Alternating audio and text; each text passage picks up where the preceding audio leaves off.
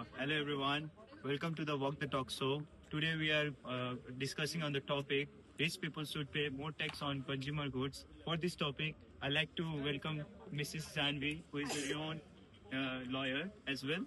Thank you, Shashank, for having me on the show. How are you? I am fine. What about you? I'm also good. So the first question for you is why should the rich people pay more tax? So, to understand this better, I would like to tell the difference between the consumer goods and the luxury goods. So, consumer goods are those goods which people buy in their daily life, like food, clothes, car, etc. And luxury goods are basically the highly priced version of these goods, which usually the upper class or the rich people can usually afford, like the jewelries, high-end perfumes, sports cars, etc. So now coming back to the point, like why should rich people more tax on the goods?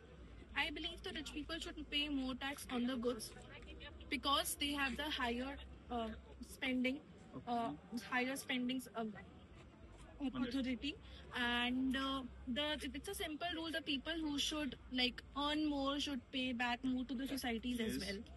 So how will higher taxes on these luxury items affect the society? Higher tax on these luxury items can affect the societies as extra spending on these higher items can be used for public welfare like education system, healthcare services, rural developments. It can even, stop unnecessary spending on the luxury goods. It can promote the equality of opportunities between the rich and the poor, can give lot of opportunities to the other section of the societies as well. Okay. Won't this business hurt businesses that support luxury items? See, it will hurt the business who supports the sale of the luxury items, but it will enhance, like it will support the local production as well and the sustainable production as well. Like we all know, the luxury items, most of the luxuries items are not vegan, are not pet friendly and something. They are made from the animal skins and everything. So there is no sustainable production in these luxury items. Even we have heard of the cases where the endangered or extinct animals have been used, their skin has been used in the luxury items. So for together, like for the climate, they also contribute to the climate change as well. Okay. How does this idea support social justice?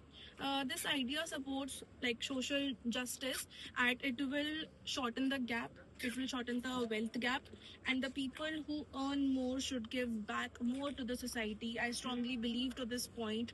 The other section of the societies will get more opportunities. Extra spending on these items can be used on various welfare schemes and rural developments as well. Or is this fair to the rich? I think yes, it is fair to the rich because they can still enjoy their lifestyle.